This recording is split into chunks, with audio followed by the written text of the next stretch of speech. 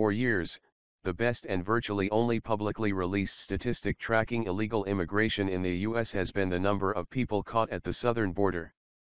Now, the U.S. Department of Homeland Security is scrutinizing a lesser-known type of undocumented immigrant, the one who comes in legally.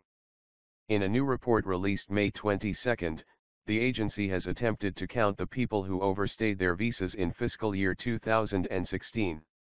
The results tell a different story than the border apprehension numbers, and suggest that the U.S. should broaden its singular focus on the border to include airports and seaports as well.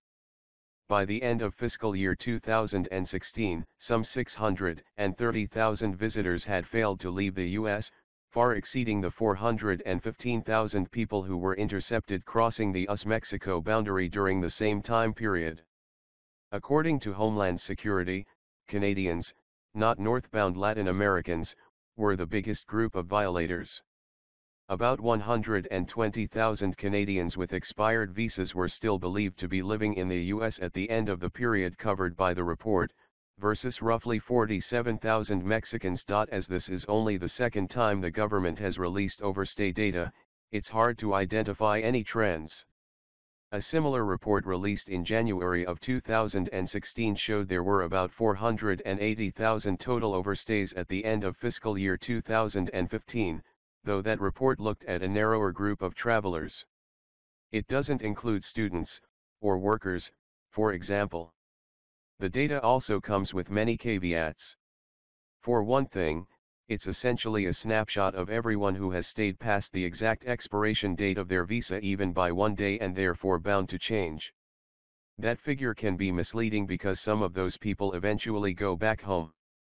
For example, of the more than 50 million foreigners who were required to leave the U.S. in fiscal year 2016, about 740,000 stayed after their visa expired. But of those, around 110,000 left by the end of the year. Another 84,000 had followed by January 2017, reducing the number of overstays to less than 550,000, according to the report. At the same time, the statistics released today likely underestimate overstays because they only include travelers who entered and left the country by plane or boat. That means many Mexicans and Canadians probably didn't even make it into the count because they traveled by land. The incomplete nature of the data speaks to the U.S. immigration system's continued difficulties in tracking who leaves the country. Homeland Security officials have been trying to improve their system for years, with very little to show for their efforts. The agency is only now getting around to setting up a system to identify departing travelers with biometric technology, more than 10 years after Congress mandated it.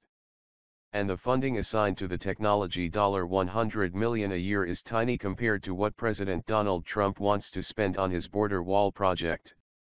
Now that border apprehensions are not the only public measure of illegal immigration, however, Trump may find his supporters increasingly open to more nuanced and cheaper ways of dealing with the problem.